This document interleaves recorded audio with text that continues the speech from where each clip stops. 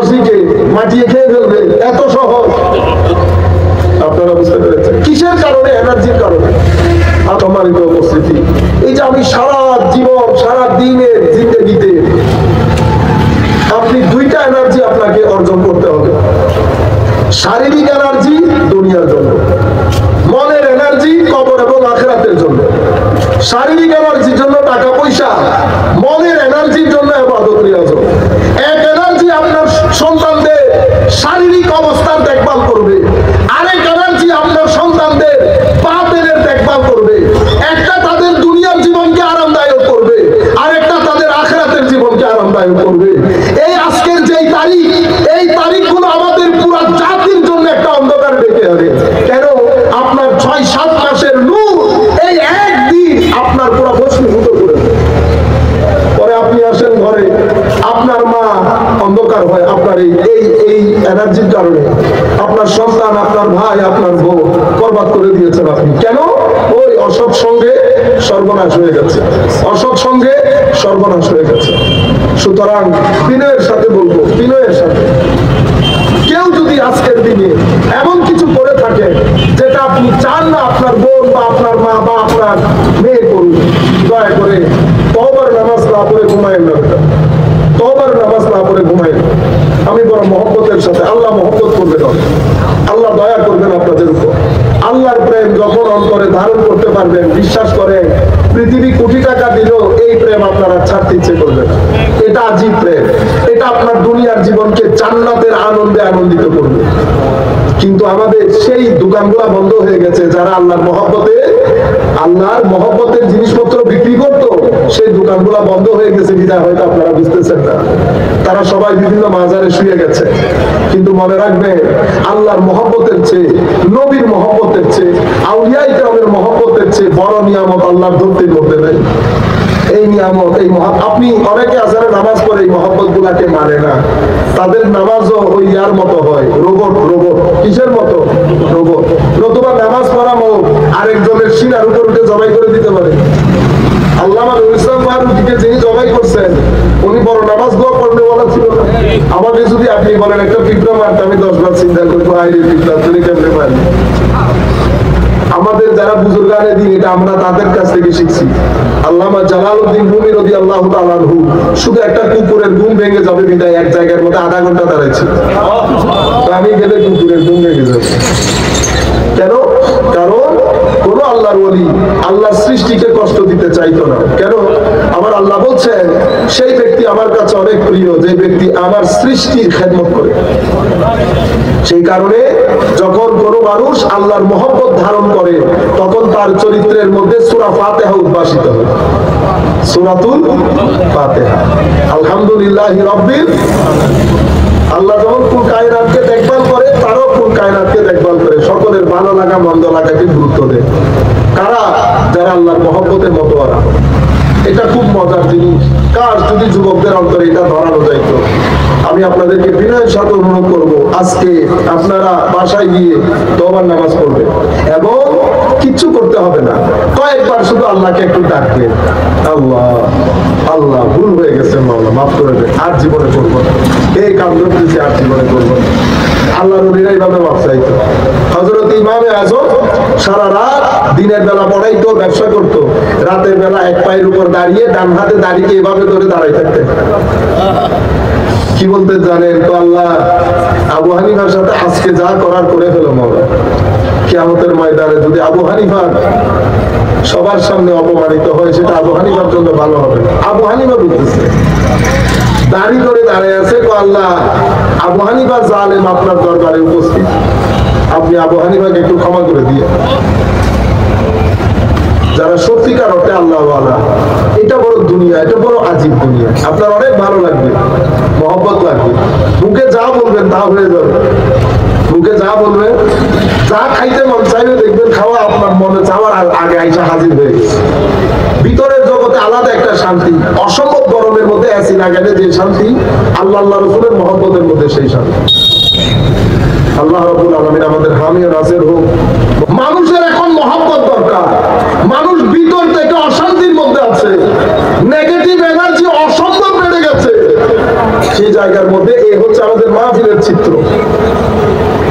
একটা তো আমরা ওই জায়গার মধ্যে বরবাদ করেছি, আর সবাই মিলে কেউ মায়ের ছেলে খুঁজি, আবার মাহফিলের মধ্যে এসে যদি আপনি বলেন অমুক 1 পৃষ্ঠা পড়তে পারবে না, তমুক 2 পৃষ্ঠা, আপনি পৃষ্ঠার বাড়ানি মাদ্রাসার মধ্যে রাখেন। আপনারা বুঝতে পেরেছেন?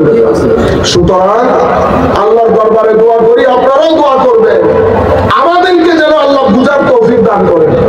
আজকের দিনেও যখন আমরা হযরতে নাসিরউদ্দিন সিফা সাহেব রাহমাতুল্লাহ আলাইহির দরবারে গেছি, হায় হায় হুজুর আজকের দিনও এনার্জি বিতরণ করছেন। আজকের দিনও আপনারা দেখবেন যারা জানি অনেকে আমার বক্তব্য শুনতে আসেন, হয়তো পছন্দ করেন না। আমি পছন্দ না করেন ভাই, পছন্দ না করে অনেক কিছু করেন না আপনারা। আজকে ফেব্রুয়ারির দিনে অনেক কিছু করেন নাই পছন্দ না হওয়া সত্ত্বেও। কালকে আপনি দয়া করে নাসিরউদ্দিন সিবাস আল্লাহ রহমতুল্লাহ আলাইহির দরবারে যান, কিচ্ছু করতে হবে না, শুধু মাজারে পাকের সামনে দাঁড়াই থাকে। যদি আপনার রুর মধ্যে একটু হলেও তাসির না হয় তা আমাকে এসে বলবেন।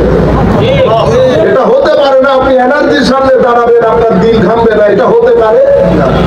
কারণ এনার্জি আমি বলতেছি না, বিজ্ঞানীরা যারা বিজ্ঞান করে বিজ্ঞান বলতেছি, আমি করছি এটার মাধ্যমে উম্মতের ফায়দা হচ্ছে কিনা মনে রাখবে। সকাল থেকে সন্ধ্যা পর্যন্ত যা কাজ করেছি হয়তো না বুঝে করতেছে, বুঝলে কি আর করতো। মানুষ একটা স্বপ্নের ভিতরে থাকে, সমস্যা হয়ে গেছে বেটা, গোর যখন কেটে যাবে তখন তো আমি বুঝতেছি আপনার মানসিক অবস্থা কি হবে, তখন তো আপনি আর ফেরত আসতে পারবেন না। কিন্তু বেটা এটা যে গ্যাস্ট্রিক আপনার ভিতরে বয়ে বেড়াবে না, আপনার আর খিদা লাগবে না। কিসের খিদা? যখন কারো রুহানি জগতের মধ্যে গ্যাস এসে যায়।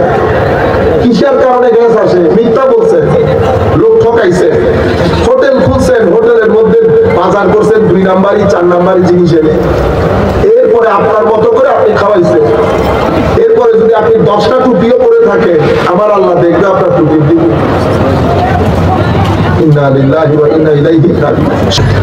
গ্যাস্ট্রিকও 2 ধরনের হয়, একটা শারীরিক গ্যাস্ট্রিক, একটা রুহানি গ্যাস্ট্রিক। পেটকে এমন কিছু দিয়েছেন পেট আপসেট হয়েছে, রুকে এমন কিছু দিয়েছেন রু আপসেট হয়ে গেছে। কি দিলেন রুকে? যার যেটা অধিকার তাকে সেটা থেকে বঞ্চিত করেছেন। রুর খাদ্য ছিল নামাজ, জিকির, তিলাওয়াতে কোরআন, মানুষের সাথে সৎ কথা, মানুষকে সহযোগিতা করা, আল্লাহর সৃষ্টি দেখা, বই পড়া, এগুলা রুর খাদ্য। আপনি এটা না দিয়ে আপনি 14ই ফেব্রুয়ারির মধ্যে মশগুল হয়ে গেছেন। এটা আপনি যখন 14ই ফেব্রুয়ারিতে মশগুল হয়েছে, কত ধরনের কাজ হয়, কত ধরনের কাজ, সমস্ত কিছু মিলে আপনার রুর জগতের মধ্যে গ্যাস করে ফেলেছে। যে গ্যাস করে তখন অটোমেটিক্যালি নামাজ থেকে আপনার মন উঠে যাবে, ওই খিদা লাগবে না, তিলাওয়াতে কোরআন থেকে মন উঠে যাবে, মানুষকে সহযোগিতা থেকে মন উঠে যাবে। এই জায়গাগুলো থেকে যখন মন উঠে যাবে তো মনের খাদ্য শরীরের খাদ্য না পেলে শরীর যেমন দুর্বল হয়, মনের খাদ্য না পেলে মন অস্থির হয়। কি হয়? আমরা বলি না টেনশন চলে গেছে, টেনশন কোত্থেকে এসেছে? অস্থিরতা, ডিপ্রেশন, মানসিক অসুস্থতা, সব কিছুর মূলে আপনার রুর খাদ্য আপনি বন্ধ করে দিয়েছেন। খাদ্য বন্ধ করেছেন, অখাদ্য দিয়ে আপনার রুর জগতের মধ্যে গ্যাস্ট্রিক করে ফেলেছেন। আপনার রুর জগতের মধ্যে গ্যাস্ট্রিক করে ফেলেছে। সেই রুর জগতের গ্যাস্ট্রিক যদি কেউ ছাড়াতে চায়, তার হাতে একটাই ওষুধ, মহব্বত। যেই মহব্বতের ট্যাবলেট খেয়ে রুর জগতে গ্যাস্ট্রিক করেছে, একই ট্যাবলেট খেয়ে আপনাকে গ্যাস্ট্রিক দূর করতে হবে। এটা এই মহব্বতের ভিত্তি লালসা ছিল, আর এই মহব্বতের ভিত্তি আদব এবং তাজিম ছিল।